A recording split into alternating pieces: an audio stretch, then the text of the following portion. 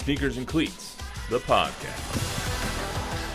Welcome back to the Sneakers and Cleats podcast. It is Monday, November 18th. This is episode 151. That's Don Harris. That's Chuck McKinnick. Matt Roy here. What's up? What's going on? You guys have a good weekend? Yes, Don, sir. Don, You had a yours great was exciting. weekend. Oh, man. Tell us about your weekend. You went to North Carolina, so you saw Duke, Cameron Indoor. Hold on a second. I spilled my Diet Coke. Oh, God. No, it didn't spill. Okay, that's good. My son and I are both huge Duke Blue Devil fans. My days go back to 1978 with Gene Banks and Mike Jaminski, all the way through the Johnny Dawkins and Mark Allery and Leitner and Hurley and all that.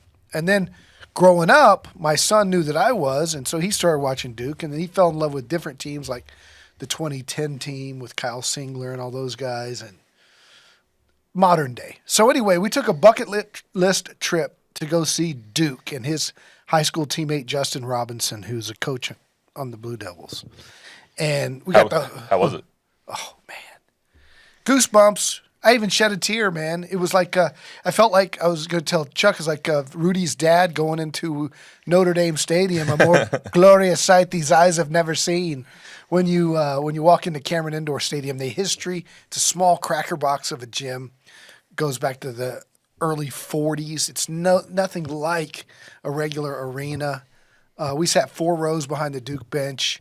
The Crazies, they were up 50-12 on Wofford College, and the Crazies were acting like it was North Carolina with the game on the line. It was unbelievable. And since we were there, my son says, Carolina's playing Friday night.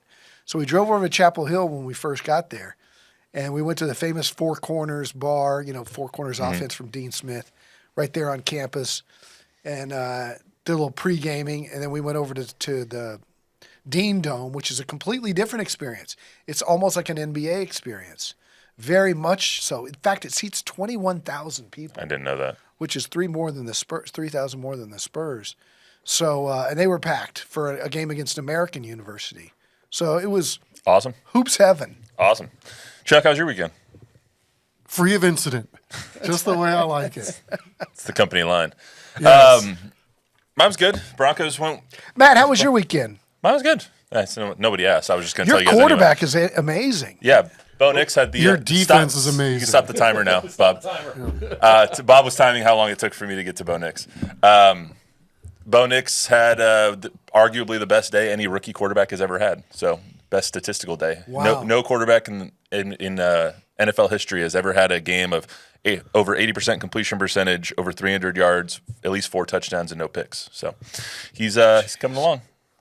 But moreover, shout out to Kenny Dillingham and Arizona State. They were picked to finish last in the Big 12 this year in the media poll. They now control their own destiny to get to the Big 12 title game. So shout out to Kenny Dillingham and Arizona State Sun Devils. Shout out for you to not remembering that ASU was in the Big 12. Yes. And shout out for you for not mentioning that they should have lost to Texas State. They didn't, though. All that matters is W's, That's Chuck. correct. All that matters is That's W's. what The Broncos are keeping score. Chiefs That's should have right. lost to the Broncos, and we're not going to talk about that either. So, we got a lot going on today, though. Before we get started, I want to remind everyone subscribe and subscribe to the YouTube channel on both News 4 and Fox SA. If you're so inclined, download, rate, review the podcast. The last couple have been doing really well, so thank everybody for that. Cowboys playing tonight on Monday Night Football, playing the Texans in a game that we thought was going to mean a lot at the beginning of the year and now might ultimately mean nothing for the Cowboys, but we'll get into it.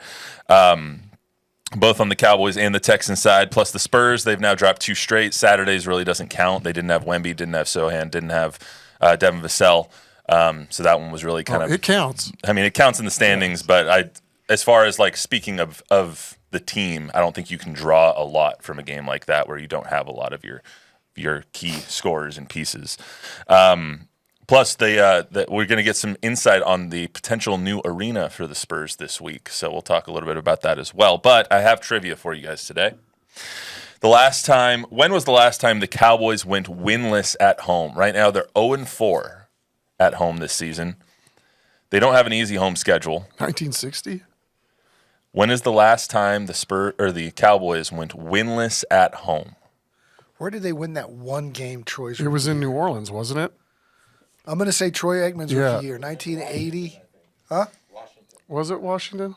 Yeah, you're right. In Washington or at home? I think it was in Washington. Yeah.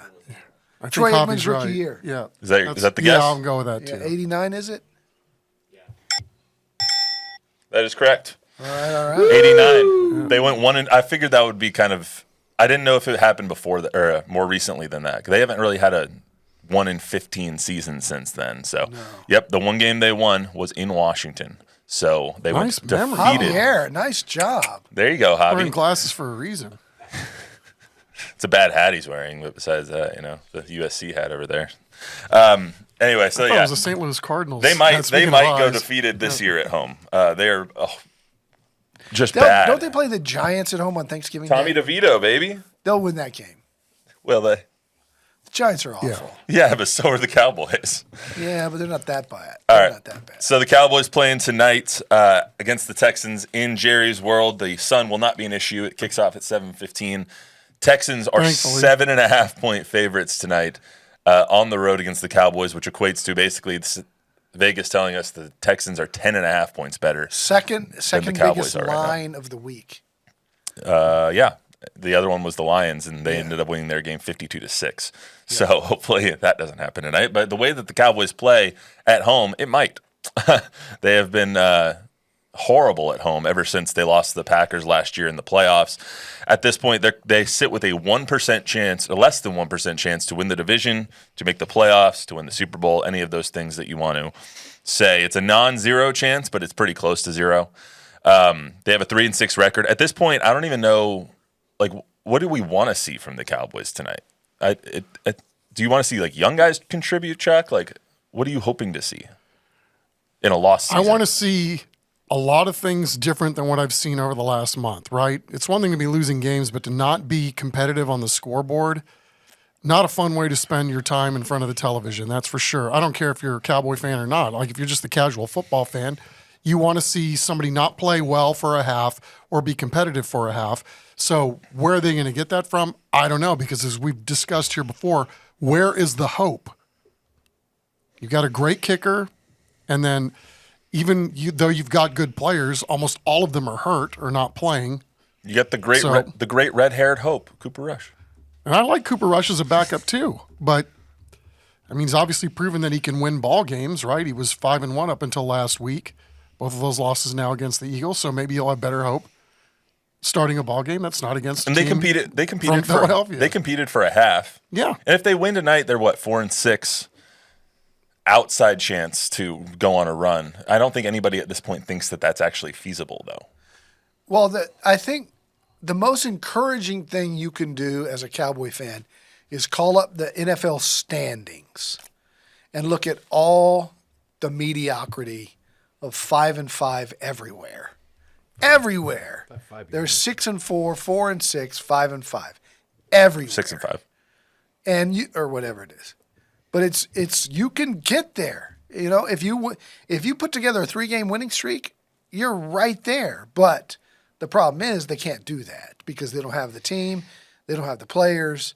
They were bad enough with Dak. Well, the problem is that right now the Cowboys are 4 games out of a wild card spot. Yeah. Washington is the 7 seed right now. They're 7-4. The Cowboys, if they win tonight, will be 4-6. So they'll be 3 games out of a wild card spot, and with 7 to play. Yeah, it's not going to happen. It's not going to happen. So at this point, I think you're just hoping for performances from your young guys. Who is going to be able to contribute on this team long term? The Mozzies, the DeMarvions, the Tolberts of the world, the Coopers of the world. Let me ask you this: do they know? Because we keep saying play Trey Lance. Let's see what you have. Do they know what they have in Trey Lance, and he's just not a good player? I think that we'll see him starting. I think we'll see him starting in a couple of weeks. Once they're hopelessly out of it, I think it'll be the Trey Lance show. What do you think, Chad? Yeah, that's my thought, right? If Trey Lance, they see something or he's managing whatever it is in practice that they're comfortable with, I think they would throw him to the Wolves. But they're not going to put him in unless they trust him to some degree. And what you guys have already aptly pointed out, right? There's still a sliver of hope. Like that much. Yeah, a modicum of hope. I was just about to say that. That was the word I was going to throw out there. Saying there's a chance. I don't understand why, why do you even like? All you're doing is hurting your draft choices, right? I mean, why try to win a game at this point? Well, why not put in test all the unproven players you have, give them some time, protect your veterans. Just start thinking about next year, and because no matter what, football players are still battling for their paycheck. Like, the players are never going to be told go lose this game and actually go lose it. You're going to have to tank from the top down, and that's. I mean, you could argue they've been doing that all year. But we're all in. We're all in. All in. Like when you saw with the Texans a couple years ago with Lovie Smith, like if they lost that game, they would have had the number 1 pick, and instead they went out, they fought for Lovie Smith, they won the game, and they got the number 2 pick. Ended up being the best thing that could have happened. Guys are playing for jobs next year, whether it's on the Cowboys roster or if those players end up going somewhere else. I mean, the tape is the tape, and these guys keep stats on every snap that's taken during practice. They measure what a guy's ability is, obviously every play, but also a guy's effort with these GPS tracking systems. Yeah. I mean, now coaches can manipulate obviously who's going to be in there, which could affect the outcome of a game, obviously based on, level of talent or ability, whatever the case may be. So I don't think you can start openly tanking this with 8 games. I'm left. with you. And I mean, again, I would never advocate for that. I mean, clearly the Texans didn't do that when they won that ball game and messed up, quote unquote, the number 1 pick. And look what ended up happening. They ended up getting C.J. Stroud because of it. Karma. So, he hasn't looked that great this year anyway, but he's still pretty damn good. He's still pretty good. I'd like to be Mike McCarthy at the Jake Paul Tyson fight the other night, watching the big screen with 75,000 other people, where Michael Irvin is joking with Jerry Jones about hiring Deion Sanders to be the head coach. Yeah. And people are cheering, and McCarthy's there watching it with everybody else. That's just got to be humiliating. Dude, he shouldn't want to be the head coach of the Cowboys anymore. Like, get me the hell out of here if I'm Mike McCarthy. Can you guys imagine think of a more disastrous season though? Like, just from the beginning, like in training camp, you could just tell that this. The season's just kind of. Can I imagine it? Yeah, Can you living it? Yeah, I'm living it. Yeah. Well, you're a Browns fan. You can imagine a lot worse. Yeah. But just look at the things that have happened to the Cowboys that are just so weird and making this season seem like a movie instead of some normal football season. Like, there was a fire at a preseason hotel or out in False alarm. Yeah, false alarm. But it was a fire that destroyed a lot of possessions for this one player. What? A player had jury duty. Remind me of the fire. I'm lost. There was a fire at the team hotel. Okay.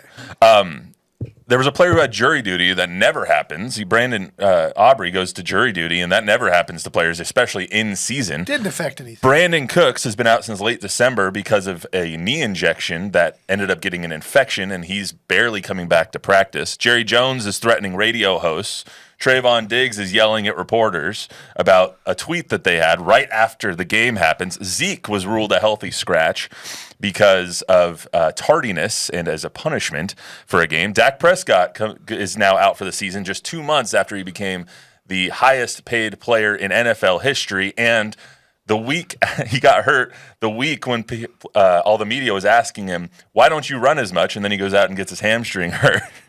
And then CD is now complaining again about curtains at Jerry World. And Jerry is getting all fired up, saying, well, why don't we just build a new stadium? Let's just tear a stadium down. Like, all of those things wrapped into one. We're only 9 games into the season. Like, can you think of a weirder season? Matt wasn't born, in the early 90s when this was every season, and they still won Super Bowls. Emmett was falling off of tractors and getting run over by golf carts.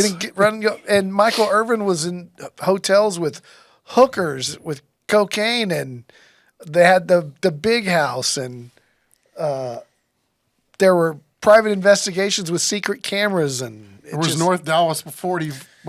Yeah, right? but Twitter wasn't around then. True. So yeah, but there were books written about the early escapades of the '70s Cowboys, and so North Dallas 40. It has been. It does seem like a series of unfortunate events. In right? recent memory, though, this is by far the strangest season that I've seen. Well, everything has been lined up against them, right? I mean, you have a team that won 13 ball games last year. Looked like they were set up pretty well last year, then had the debacle in the playoffs. But you're thinking, okay, that's a one-off. You know, they can get back to where they are, be halfway decent, and make another run at this thing. And it's been quite the contrary since opening day. On the other side, you have the Texans. The Texans started out 4-1. Nico Collins got hurt. They go 2-3 without Nico Collins. The first one was against the Patriots. I barely count that as a win, but still a win. A win is a win. On that side, how much does Nico Collins help this team, Chuck, with them kind of middling? I don't want to say that they're not good, because the Texans are a very good team, but they have not been what we thought they would be in the last few weeks. Well, if you took CeeDee Lamb off the Cowboys, how bad of a disaster would this be, right? I mean, so you're taking arguably their most explosive weapon outside, taking him off the field. By the way, he gets hurt catching a touchdown pass where he was 10 yards past the defender. Also doesn't help they lost Stephon Diggs. Yeah. Correct. No question about that. I mean, you're right. We haven't even Anderson thought about Jr.'s that. out. Their best So- defensive Yep. player. They've You know, been they've hit by had some injuries, but in their games, they've been close, right? They've been field goal games that they've lost. They've been right there. I certainly wouldn't be hitting the panic button if I'm in Houston. And the mettle of this team, I think you can trace back to last year when they were able to cobble together wins and be really competitive, even when a lot of guys were banged up. And they went through the whole year like that. So the fact that they're getting somebody back like Nico tonight, not to mention Mario Edwards, we're going to see on the field tonight on the defensive line. I mean, they're getting healthier. I would imagine this is going to be quite the mismatch tonight in Arlington. I was just getting ready to say, I think this is a game where they come out and smack the Cowboys. The Cowboys are a team that's reeling. The Texans are a team that's lost, 3 out of 4, but are having those players only meetings, and they think they can be a lot better. They can be a lot better, and they run the football. Joe Mixon is going to have a field day tonight. If he's on your fantasy teams, I'd love to know. You want him on your fantasy I team would tonight. love to Did know. Don Harris just bring up I would fantasy love football? to know his stats at the end of the night. Don Something hates says fantasy whether or football. not he helps you. Facetious. It's between facetious and fecal. I don't have him on any of my 7 fantasy football teams. I do not. Sounds like Last year, though, to your point, Chuck, they were hit by injury a lot. Now, it was especially on the offensive line. But C.J. Stroud played so well that he kind of he overcame a lot of those. He was able to kind of overshadow some of those injuries and make up for them. This year, he hasn't been that player. He's 22nd in the league in QBR. He's already has more interceptions and turnovers this year than he did last year, and we're only 10 games into it. So when you have a quarterback who is taking a step back in his progression, you need everyone else to make up for it. And right now, I would argue that the Texans as a team are not playing as well as they did last year to make up for what CJ is doing this year. Yeah, that might be fair. But, you know, I've heard some people pontificate that they run a version of the West Coast offense that they've kind of, you know, narrowed down in its scope. But maybe they've had to do that because they've got a lot of young players and they've got a lot of injuries too. So it's not just on the quarterback, you know, that these things are not working out in their favor, perhaps, on offense, quite the way they were last year. But, you know, again, people are going to game plan for C.J. Stroud a little differently than they did last year when they had no tape on the guy. So defenses are going to start to learn to catch up, and he's going to, you know, I'm sure he'll adapt just fine. But, again, I know they've lost 3 of 4, but they've been right there in all 3 of those games that they've lost. Last year, he was real protective of the football. And that was the thing, is like he doesn't make it mistakes, he doesn't turn over. I think he's gained some confidence. It's given him the ability, I guess you want to say, to take more chances, and that has hurt him a little bit this year. And he's been playing without Diggs and without Collins. He was out without Mixon there for a little while too, and Damian Pierce. He's been missing a lot of weapons. Probably thinks now. Last week he had a throw that he underthrew in the end zone that was picked off. That was just like really uncharacteristic. Yeah, and I think he was just trying to be so careful with the football. But yeah, he's been careless. I think that changes tonight. I think they come out and beat the Cowboys. Yeah, I mean 38-10. Well, Jordan Lewis isn't playing. I mean, this is a recipe for disaster for the Cowboys. That was my next question. Score and who wins? 38-10 is Don's. Yeah. Chuck? 38-10. I'll go with that. Yeah, that's. I would say did the Cowboys get 10 points? Yeah. Are they able to get 10? Did they score a touchdown tonight? Well, obviously, if they got 10 points, I mean, Maybe a defensive 5 touchdown. safety. defensive touchdown. There you go. There you Special go. teams. 9 takes I one was to gonna the house. I was gonna say something like 28-12 because I feel like 4 Brandon Aubrey field goals is really just the way that this is gonna go. All right, let's get to the Spurs stuff. So 2 things I want to talk about with the Spurs. 1 is Stephon Castle, and 2 is Project Marvel. Let's start with Stephon Castle. Stephon Castle is arguably the best rookie in this year's class so far. Here, He's let me playing move the up best. so y'all can pat me on the back for my prediction on I'd say we go get some ice bags so you could, Pat yourself on the you know, back. you could put ice on your elbow from patting yourself on the back too much. But we're in this nice chilly room here that you don't need any ice. That's for sure. Yeah, Stephon Castle's been playing exceptionally well. Ever since he got inserted into the starting lineup, he's been playing even better. And it raises the question now, does Devin Vassell actually even get back into the starting lineup? Don or Chris Paul. Or Chris I Paul. think the future is Castle at the 1 and Devin at the 2. Yeah. So, Don, you're the one that said Stephon Castle is going to be really good. We've seen him as an offensive playmaker, I think better than we all anticipated him being coming into this year, a better shooter than he showed that he was in college, the same defensive presence that he's been. He's been holding a lot of other players to well below their season averages in terms of his defensive efficiency. So what is it that is making Stephon Castle the player that you thought he would be coming into His the season? strength and his pace. And that's always been evident going back to when he was McDonald's All-American. He plays differently. He plays at a slower speed. You can't speed him up. He can get wherever he wants to get because of his strength. He doesn't always finish, and he's made some mistakes, and he turns the ball over some. But that's going to come with more experience. And I think Chris Paul's helped him a lot already. He's got that hesitation, slow step where guys can get up in the air and he draws contact. He loves to go to the free throw line. Way wiser than his years in that regard. And he's a better shooter than I thought he would be. I knew he would be in time. That's a skill that you can teach. We saw that with Kawhi and with Tony Parker. But he's a naturally a better shooter, which he told everybody. He told us pre-draft camp, man, just because I didn't shoot it well at UConn doesn't mean I'm a good shooter. They didn't have me shoot the ball at UConn. That wasn't my role. Right. And, so I'm not surprised. I'm a little surprised at his numbers. I didn't know they would be that elevated this rookie year. I didn't think his minutes would be as elevated. But he's on pace. You saw LeBron pull him to the side after that Lakers game the other night. LeBron pulled him to the side and was just like, boy, you're going to be special. You do something. You keep doing what you're doing. You're going to be special. LeBron sees it. I think everybody sees it.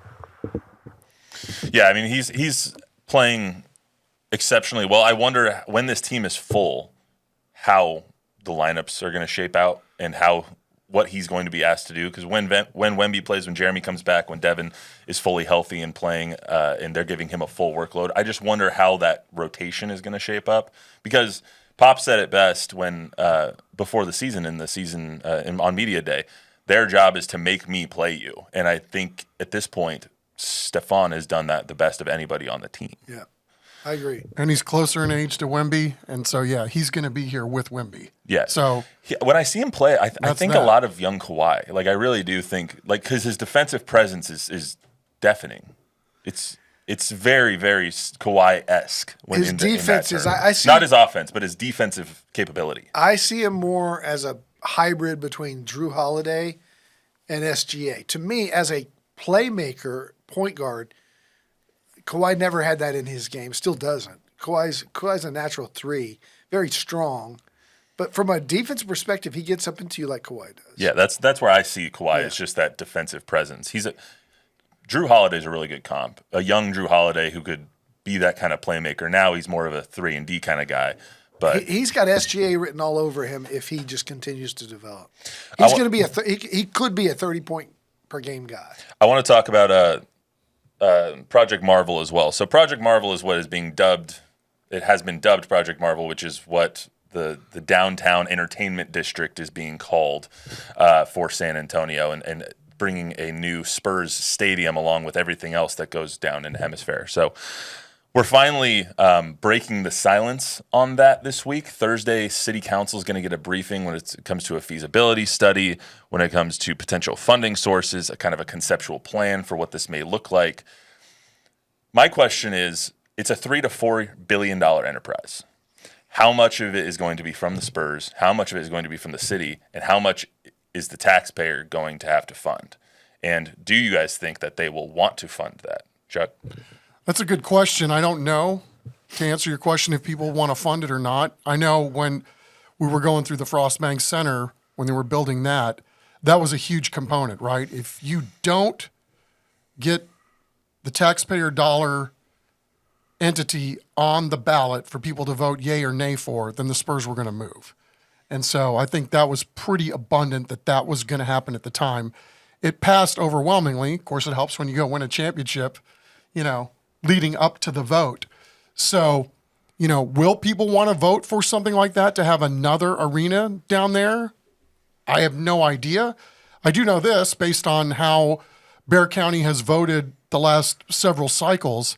Anything that includes more taxes or more governmental control passes with flying colors. So I would imagine that if this gets on a ballot based on people's ability to vote en masse in Bexar County, that this would probably pass as well. Yes, I agree 100%. I also think there is a possibility that you can use taxpayer money without putting it to a vote of the masses.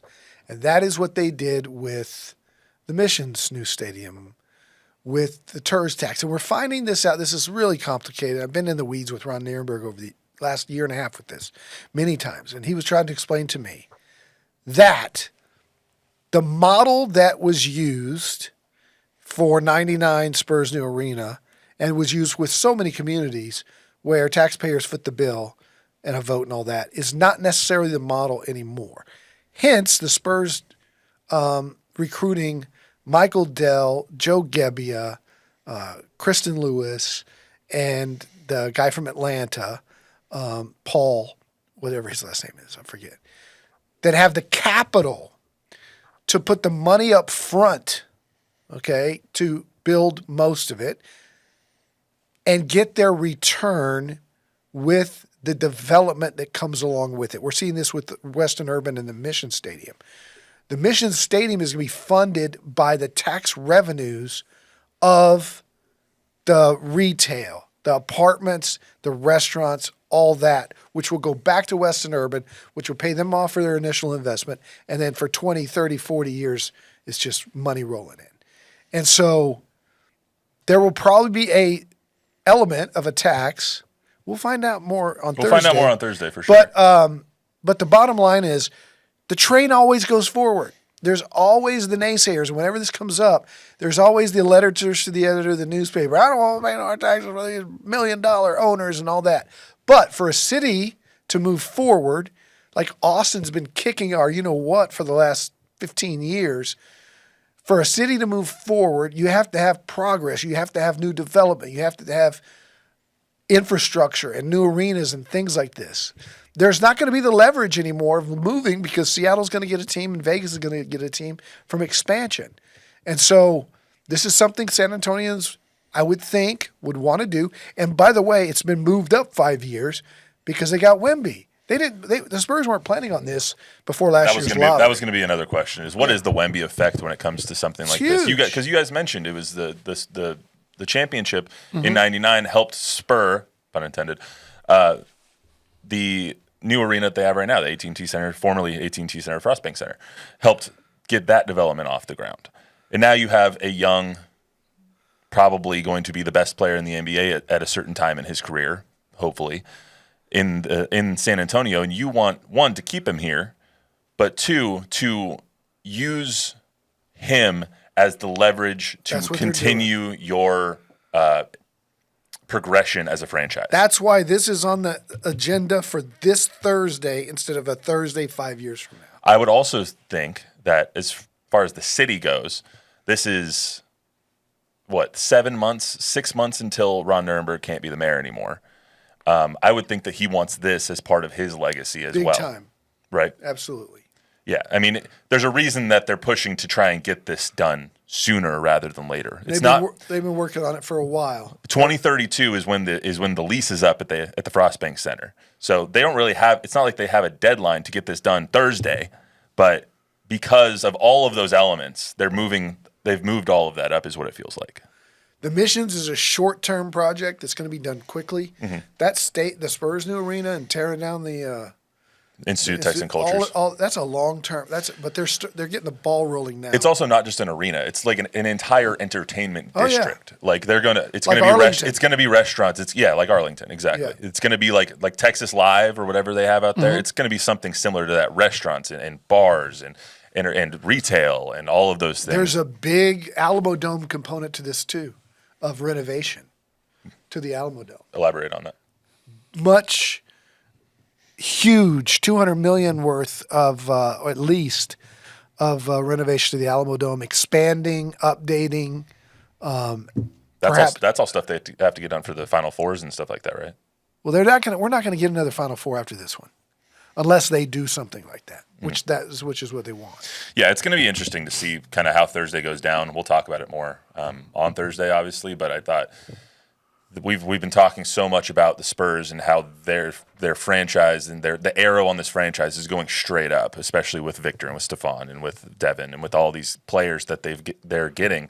It's time to start investing in that, and now you're seeing that kind of come from the city. I'm all for moving the needle forward, right? For growth, for better ability to get around downtown, to have more things to do down there, to have better places to eat, all of that stuff. And if this is the vehicle that you have to have in order to make that stuff happen, so be it. Because to this point, nothing else has moved the needle. Or I shouldn't say nothing else, but there's been very little in the way of huge leaps of progress to making downtown more vital and viable. Yeah, and ever since COVID happened, downtown has kind of, I don't want to say died, but it's definitely been less of a place to go. The business down there has been weaning ever since. The Pearl COVID has happened. been a godsend. Yeah, and Southtown, they've done really nice things around there.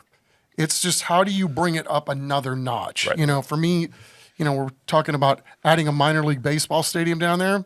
Wouldn't be, for me, the ideal thing. I would rather go chase a major league team to bring down there. But if this is the vehicle that spawns other things, then More power who to am them. I By to the way, say I went by not do it? The home of the Durham Bulls when I was there this weekend. Nice. They've got a nice little stadium in Durham, North Carolina. Bob, anything before we get out of here? Just Herman was agreeing. He said, let me pull that up right here. Yeah, not happening. If they try to float taxpayer funding for a smaller stadium with parking downtown, not going to happen. Yeah, it is. And let me tell you, His name is Herman Munster. Man. it is. It's going to happen. It's always going to happen. And you got to quit thinking about things like parking. Parking is going to be a thing of the past. Do they think about parking in Madison Square Garden in New York City? Do they think about parking in Chicago or Philadelphia? Yeah, but those have subways and trains around right, there, and too. that's where we're going to have to start thinking differently with mass transit. We're going to have to start thinking, isn't Elon digging a tunnel from the airport in San Antonio to downtown? You're I not keep trying to catching. look up if there's been any update on that. You're not catching me on a Via bus. We're No. going to have driverless Via- cars. Your via? car will just drop you off and then go and park I'm not trying to say anything bad Yeah. about Some Via. of the early sketches, seriously, have grass and land and businesses on top of what we know is 281 now, between the Alamo Dome and Institute of Texan Cultures, with 281 running underneath it, and all of that being open. Can we just finish the flyovers first? Like, do we really the need more of bullet this? train going from downtown to the north It side? already of takes town? me I'm 25 okay with the minutes. flyovers. It's the stuff next to the flyovers. Why are we messing with that All right, too? we've really devolved Yes, into I chaos know. now. Hey, Bob, anything else? That's it. All right. That's all we got for today on the Singers Cleats podcast. Remember, download, rate, review, subscribe, use a 5-star rating, tell a friend, tell an enemy. Watch the Cowboys and I'm Texans taking my tonight. hoverboard to the game. Your hoverboard. Okay. Yeah. And chaos. In the Chaos. future. We'll see you guys on Thursday.